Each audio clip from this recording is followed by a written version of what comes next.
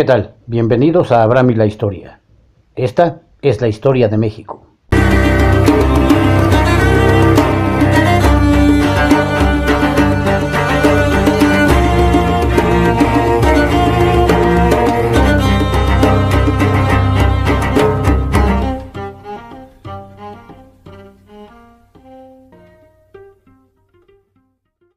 Al día siguiente de ocurrir la desgracia de Baján, salieron de allí los prisioneros, custodiados por las fuerzas de Elizondo, que había sido reforzada con 400 hombres más, llegando el 23 de marzo a las 10 de la mañana a la villa de Monclova, donde recibieron los insultos de algunos españoles y realistas furibundos, y se les pusieron grillos a Hidalgo, Allende, Aldama, Abasolo y Jiménez. En Monclova se hizo una separación de los prisioneros, ordenando se les remitieran a Chihuahua y a Durango los más importantes, cuyo número era de 63 individuos, en el orden siguiente: 8 clérigos, incluidos a Hidalgo, 4 frailes y 51 seculares. Juntos marcharon todos ellos hasta el Álamo de Parras, hoy la Viesca, donde fueron separados los eclesiásticos, excepción hecha de Hidalgo, para remitirlos a Durango. Este y los demás prisioneros fueron conducidos a Mapimí, y de este punto a Chihuahua, donde llegaron el 23 de abril de 1811. Los prisioneros, que se consideraron de menor importancia, quedaron en Monclova, donde muchos de ellos fueron fusilados, repartiéndose el resto en calidad de esclavos, para que sirvieran a los vecinos del lugar, como se hacía con los apaches y comanches cogidos en guerra.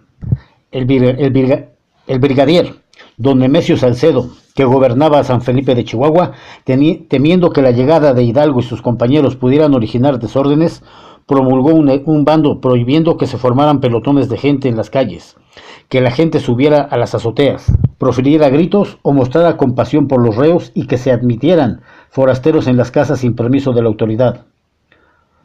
Los presos se dividieron, mandándose a unos al convento de San Francisco y a los otros a un colegio de jesuitas abandonado y a medio construir, que hacía las veces de hospital, y que fue el lugar del destino de prisión de Hidalgo. Siguiendo las instrucciones del gobierno virreinal, se procedió con la mayor brevedad a la formación de los procesos, comisionándose para la instrucción de los de Hidalgo, Allende, Aldama y Jiménez a don Ángel La Bella, español que había sido administrador de los correos en Zacatecas. Hidalgo, al ser examinado, no rehuyó responsabilidad de ninguna especie. Reconoció que su prisión era debida a haber tratado de poner en independencia a este reino, que los principales autores de la revolución eran él y Allende, que los asesinatos de los españoles se habían hecho por orden suya, para satisfacer a los indios y a la ínfima canalla, y que se debían a su condescendencia, y no quiso denunciar a ninguna de las personas comprometidas en la revolución. Tanto el proceso de Hidalgo como de los demás, cuya substantación fue encomendada a Bella, se formaron solo con las declaraciones de los españoles, sin que se examinaran en ellas testigos, ni se practicaran otras diligencias. Una vez recogidas tales declaraciones, se pasaron las actuaciones al auditor, licenciado don Rafael Bracho, que hizo sus pedimentos en sentido de que se condenara a muerte a los reos, y enseguida el Consejo de Guerra resolvió, sin forma siquiera de sentencia y sin admitir defensas a los acusados.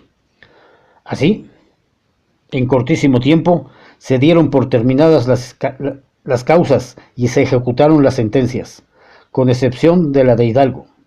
La mayoría de los reos, unos 30 en conjunto, fueron condenados a ser pasados por las armas por la espada, como traidores al rey.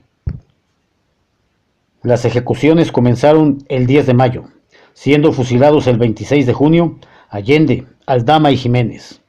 En cuanto a Abasolo, su conducta fue verdaderamente indigna, ya que durante el proceso, pues pretendiendo salvar la vida a todo trance, echó toda la culpa a sus compañeros, delató a algunos que habían sido considerados como poco importantes, siendo causa del fusilamiento del chico, y debido a sus declaraciones negativas, así como a los heroicos esfuerzos de su esposa, salvó la vida, mandándosele deportado a España. Solo el desconocimiento de este proceso pudo hacer que se declarara héroe de la independencia. El carácter eclesiástico de Hidalgo requirió la intervención de la Iglesia en su proceso. El obispo de Durango comisionó al doctor don Francisco Fernández Valentín, doctoral de la catedral de aquella ciudad, para que lo representara, concediéndole amplísimas facultades contra los principios del derecho canónico, aún para degradar a Hidalgo.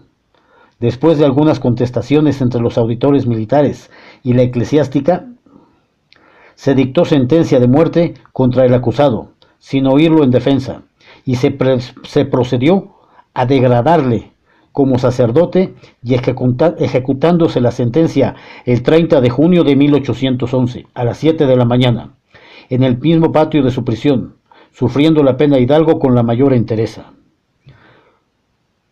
Ahora bien, los cadáveres de Allende, Aldama y Jiménez fueron decapitados y sus cabezas remitidas a Guanajuato, donde se les colocó en unas largas escarpias de hierro, dentro de unas jaulas del mismo metal, en los 4 ángulos de la alhóndiga de Granaditas.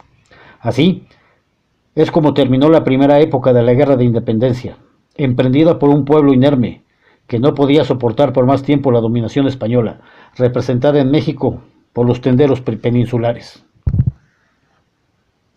Y pues esta es la primera parte de la independencia de México.